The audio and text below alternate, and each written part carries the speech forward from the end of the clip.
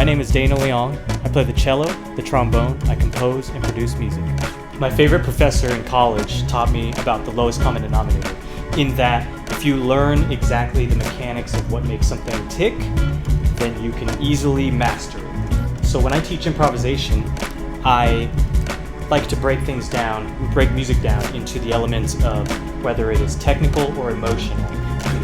We come up with lists of what music is made of, and we're able to then instantly start composing our own music together with the students. It's sad, it's andante, and it's dubstep. Oh my goodness, you guys!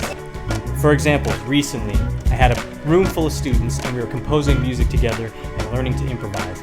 They said that they wanted to hear a piece that mixed the elements of being sad with the excitement of dubstep.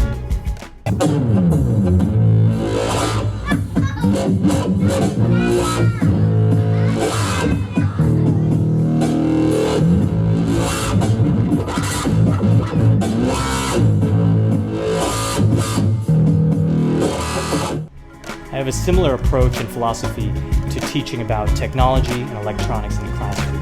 The first thing I do is I break it down into the four most essential elements of sound: volume, pitch, distance, time. Once we fully understand those elements, we can start to break down any sound that you hear, whether it's made by an instrument, or it's made in a recording studio, or it's placed in the most complicated stage production show you've ever seen. My mantra is seeing is believing. If I can find a way to do something that was previously thought to be impossible, like finding new harmonies on a cello, or new ways to make precise sounds on a trombone, then to me, that means that I can show you how to do it better. With this attitude, I've been able to become a weightlifting champion, a nutrition enthusiast, a photography geek, a musical daredevil, and most importantly, a musician who takes risks and inspires others. It's taken me years of practice and experimentation in order to mold my own original approach to playing and composing music, and I know it'll take a lifetime to understand the effects that music has on a developing mind. Music education is so important because we are directly affected by what we consume, informationally, artistically, nutritionally, all the above. When we learn about musical relationships and teamwork, ensemble playing, we become seekers of harmony in our lives. Rhythm is mathematics. It boosts hand-eye coordination. Performance builds confidence. Learning about history, historic figures, gives us a bar and a standard for which to improve upon for the future. As we learn about music and the relationships, we become problem solvers, we become resourceful, and we become more curious. Long-term practice teaches us about dedication and about project management. I work with groups of all ages and every level of experience. Sometimes there's 30, sometimes there's 300, sometimes there's 3,000. I share my music, my experiences, and how those experiences become the music I create.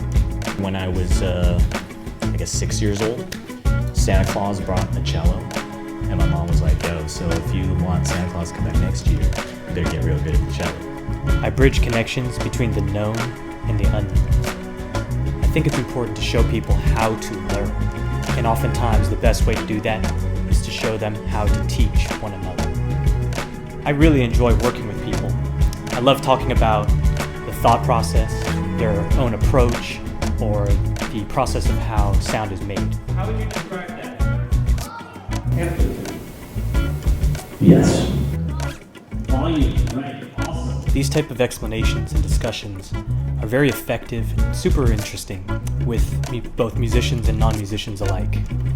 We are so very saturated with information and stimulation these days that I feel it is of utmost importance to deliver messages by hand to hand, eye to eye, in person.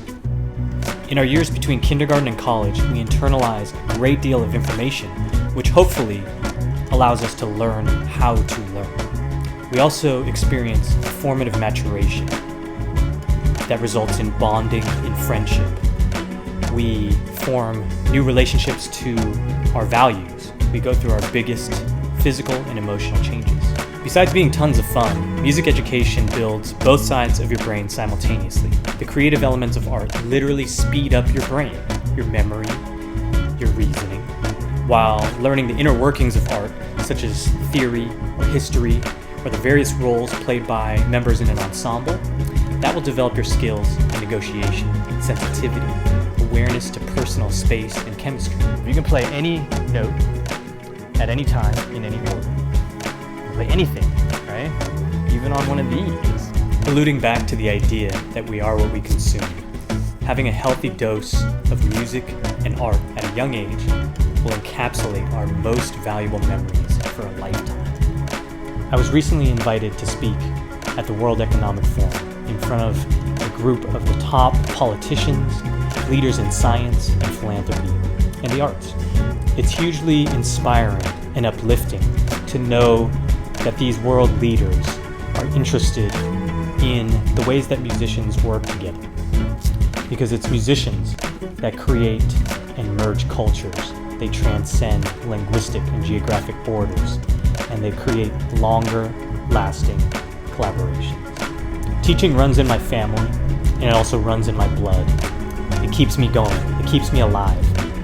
When a student stops me on the street or writes to me and tells me that I changed their life, that is enough inspiration for me to go on forever. I had two 15-year-olds with me to attest that it was awesome. Amazing. We had Dana Leong trio today. It was amazing. Our kids moved. They learned about components of music and theory music, why we write music, and it was really enjoyable. We just finished a fabulous workshop with Dana Leong. My kids were very impressed. I was very impressed, and we just had a great time. Such a joy being with. We were smiling, relaxing, laughing, all of it. And this is my 10th year doing these workshops, and this is by far the best workshop we have ever had. My son likes classical music, Yes. so you have fusion jazz and hip hop, so you had everything that he needed to sing. Wow.